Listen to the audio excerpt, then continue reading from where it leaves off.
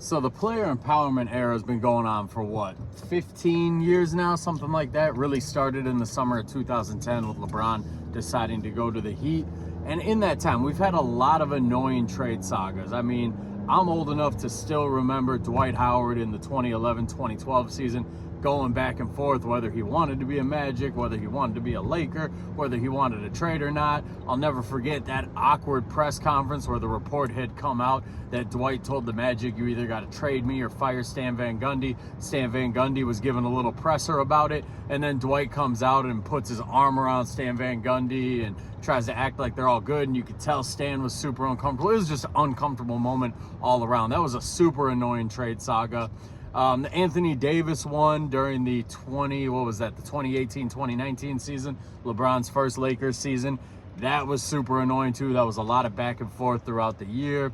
But this Giannis one, man, this Giannis one might take the cake, and it might honestly just be Shams' fault, because Shams makes me really miss Woj. I feel like Woj waited until he had all the information before he reported on anything. Shams will take any tidbit that anybody gives him and he'll run with it, and ESPN will post it like it's breaking news. So the report yesterday that came out that made it sound like Giannis is pretty close to demanding a trade, I take that with a massive grain of salt, because Shams has been reporting stuff like this the whole time.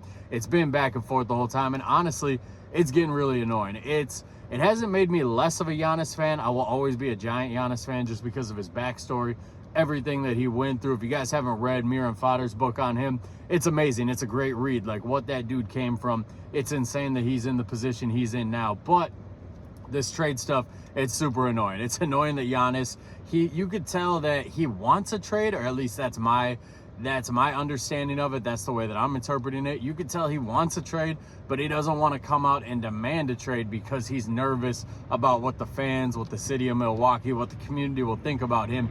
He doesn't want that bad press. He wants to, he's the most beloved player in their history, and he wants to maintain that. I don't think that if he did demand a trade, he would lose that. I don't think Bucks fans would be that mad. I think any rational Bucks fan probably realizes that they need to trade Giannis if they ever want a shot at the future of a sustainable future again, because you're just not in a position to build around Giannis thanks to the way you have mismanaged your assets over the last few years. So if you trade Giannis, you're getting a full reset. You're going to get an absolute haul back. Like, going forward, it is best for the Milwaukee Bucks to trade Giannis and get an absolute haul for him.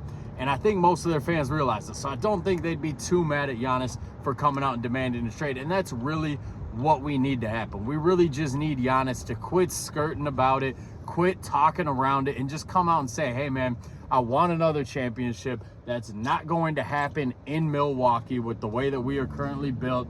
Trade me, get me out of here, get me to a contender. And then it becomes a lot more interesting as far as Giannis destinations go. There's people throwing out the Portland Trailblazers for destinations for him, or throwing out the Knicks trading for Drew Holiday to make Giannis want to go to New York. I get it. He won a title with Drew Holiday.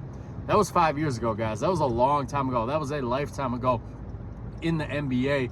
Drew Holiday is almost 37 years old. I don't think Giannis wants to go play with Drew Holiday again. Certainly not at the contract that Drew Holiday is at. And he certainly doesn't want to go out west. Like, if you're going to throw the Minnesota Timberwolves out there, you're going to throw the Trailblazers out there, you're going to throw the Lakers out there, there is no way in hell that Giannis wants to go out west, where he's going to have to compete against OKC, where he's going to have to compete against the San Antonio Spurs.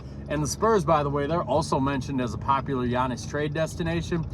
I don't see it. If I was the Spurs, I would keep riding with Wemby, Castle, and Harper. Now, if you can get Giannis without trading any of those guys, obviously you do it. But if the Milwaukee Bucks trade Giannis to the Spurs and don't get one of those three guys back, everybody needs to be fired. That would be organizational malpractice. That would be worse than the Luka trade. If you traded Giannis to the Spurs and you didn't get Castle or Harper back, that would be terrible. So Giannis, I don't think he wants to go out west. He has a much easier path out east.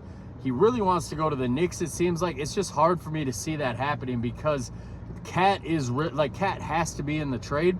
And if the Bucks get Cat, he's good enough to get them to about 32 to 35 wins, which is going to get them a play-in spot. He's too good for them to bottom out, and he's not good enough for them to be a legitimate contender with him. So why would the Bucks want to do that? The only way I see it happening, and this is why I think that this trade isn't going to happen at the deadline, I think it's going to happen in the offseason when it's a lot easier to move some of these contracts. I think it's going to be a three-way trade. I think that Giannis is going to end up in New York.